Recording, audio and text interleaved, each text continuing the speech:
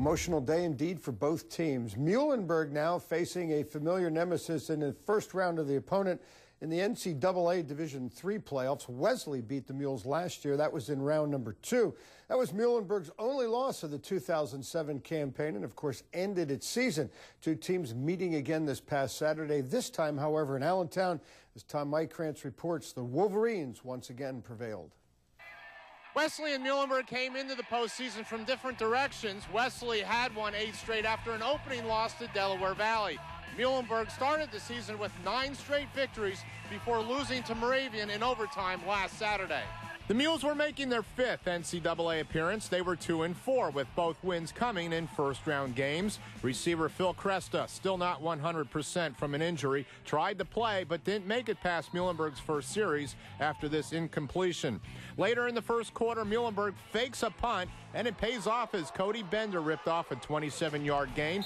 The drive stays alive, but Michael Katz's 27-yard field goal attempt drifted wide left. A strong wind hampered both kickers as Wesley missed an attempt in the third quarter.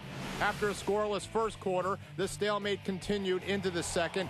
Wesley's signature offensive weapon, Aaron Jackson, got stacked for a loss here, and the Mules forced yet another punt.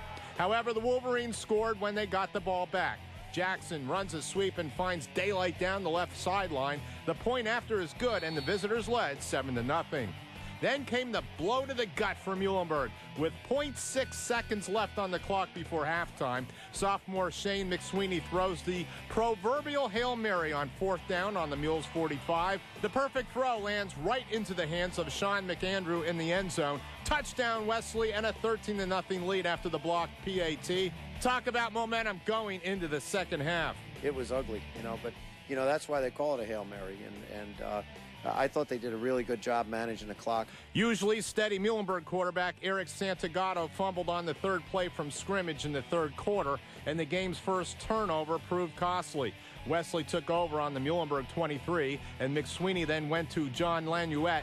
The senior tight end's 17th touchdown of the season made it 20-0. Wesley's defense limited star running back John DeLuca, who finished with just 39 yards on 14 carries, and forced Santagato to freelance his way to 83 yards. Jackson fared better, carrying 25 times for 122 yards, as Wesley again ends Muhlenberg's season by a 20-0 score and ends its 13-game home winning streak. The Mules were a pitiful 5 for 19 on third down conversions. All year we've been fantastic on third down conversion, and today, it's tough when, they're stopping the run a little bit and we couldn't get that thing going. And now we're forced into a 3rd and 8, 3rd and 9 situation. So, yeah, it was frustrating. There's really nothing to be ashamed of, We gave it all out, and it just didn't end the way we wanted to. But that's nothing, it means we did nothing wrong all along the way, so. They were very, very tough against the run. They didn't give anything up, so that made us one-dimensional and hurt us a little bit in terms of trying to get some consistency on offense. The loss also ended Muhlenberg's streak of 116 consecutive games without being shut out. Wesley faces Mary Hardin Baylor in the second round. On the scene at Scottywood Stadium, Tom Mykrantz, 2 Sports.